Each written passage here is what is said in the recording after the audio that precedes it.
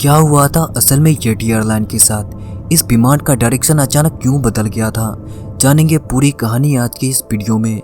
लेकिन कुछ सेकंड के इस फुटेज को देखकर मेरा रूह कांप गया था, क्योंकि इस फुटेज का सबसे लास्ट सीन बहुत ही ज़्यादा दर्दनाक है। क्योंकि ज़िंदगी में मैंने पहली बार ऐसा देखा है कि क्रैश होने के बाद विमान के अंदर कैमरे में कैद आँख की लपटें थमने का नाम ही नहीं ले रही थी।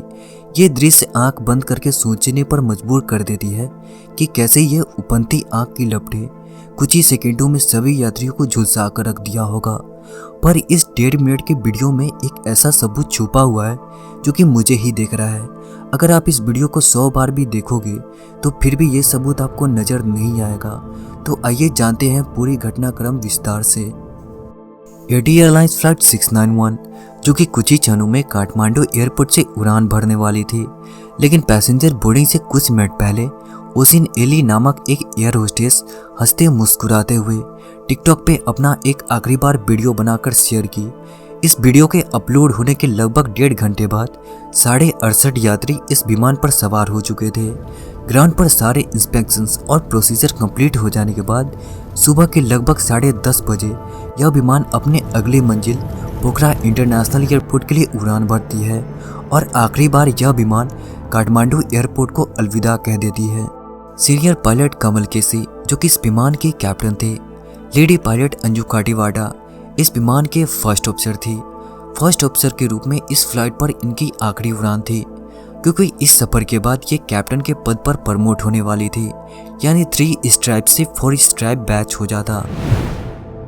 खैर उड़ान के 40 मिनट बाद फ्लाइट 691 पोखरा एटीसी के अंडर कंट्रोल में आ जाती है, यानी अब यहाँ से लैंडिंग तक सेफेस्ट एल्टीट्यूड और डायरेक्शन देने का रिस्पॉन्सिबिलिटी पोखरा एयर ट्रैफिक कंट्रोलर के हाथ में था।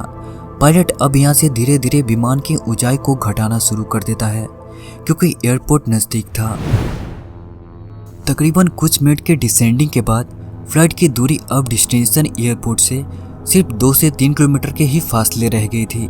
लगभग इसी ऊंचाई और इसी जगह से सोनू जसवाल बाहर के दृश्य को मोबाइल के कैमरे से लाइव फिल्माना शुरू करते हैं। लेकिन कुछ सेकंड के बाद विमान अनस्टेबल ढंग से फ्लाई करने लगता है। पहले लेफ्ट टर्न, फिर सीधा, उसके बाद nose up, again left turn, और इस आखिरी टर्न के बाद पायलट को विमान को संभालने का मौका ही नहीं मिला। इसके बाद देखते ही देखते येटी एयरलाइंस फ्लाइट 691 छोटे से खाई में जाकर क्रैश हो गया। क्रैश होते ही मात्र विमान धू धू कर जलने लगी और कुछ ही सेकेंड में उफनती आग की लपटें सभी यात्रियों को झुलसा कर रख दिया और वहीं पे सारे मासूम यात्रियों की सांसें थम गई। पर आखिरकार लास्ट मूवमेंट में इस फ्लाइट के साथ क्या हुआ था जिसके कारण विमान का कंट्रोल पायलट के हाथ से चला गया था? अगर आप इस फुटेज को ध्यान से देखोगे तो प्लेन का विंग नॉर्मल से ज़्यादा उठा नजर आएगा, जबकि लैंडिंग के वक्त इतना ज़्यादा नोज ऊपर उठा नहीं रहता और यहीं से विमान स्टॉल कंडीशन में चली गई।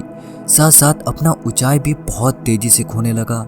अब ना ही यहाँ पे उतनी ऊंचाई बची थी और ना ही उतनी स्पीड, इसलिए दोनों पायलट को यहाँ विमान को संभालने का उतना समय ही नहीं मिला। सो इसी वजह से ऐसा हादसा हो गया। लेकिन ये स्टॉल क्या है? इस जवाब का उत्तर देने से पहले सिर्फ एक छोटा सा सवाल आपसे पूछता हूँ कि टेकअप से पहले विमान को रनवे पर क्यों दोहराया जाता है?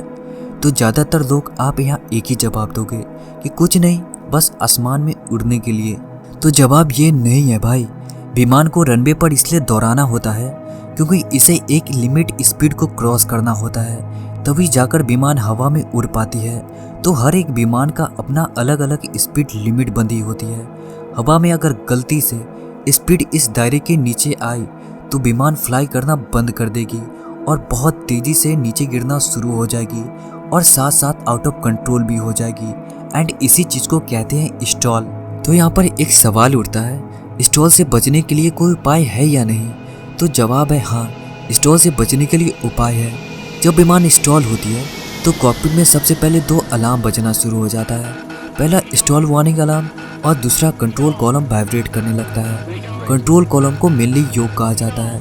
तो इससे बचने के लिए योग को जल्दी से आगे की तरफ पुश करना होता है और साथ साथ इंजन के पावर को फुल बढ़ा देना होता है ताकि विमान का स्पीड इस दायरे के ऊपर जल्दी से जल्दी चला जाए। अगर इतनी एक्शन लेने के बाद लिमिटेड स्पीड को मेंटेन कर दिया तो फ्लाइट की स्टॉल रिकवरी तुरंत हो जाएगी।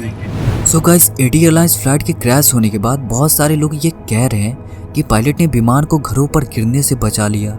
अरे भाई, विमान तो पायलट के कंट्रोल से बाहर था, तो कहाँ से घरों पर गिरने से बचा लिया। शुक्र करो कि विमान किसी के घर पर गिरा नहीं, ये छोटे से खाई में जा गिरा। और किसे मौत के मुंह में जाना पसंद है। So guys, eighty airlines flight 691 के क्रैश होने के यही सब कुछ पॉसिबल रीजंस थे, लेकिन इन्वेस्टिगेटर की तरफ से जब तक कुछ ऑफिशियल रिपोर्ट्स नहीं आ जाता तब तक कुछ कहा नहीं जा सकता है। ये सब मेरे सिर्फ अनुमान थे।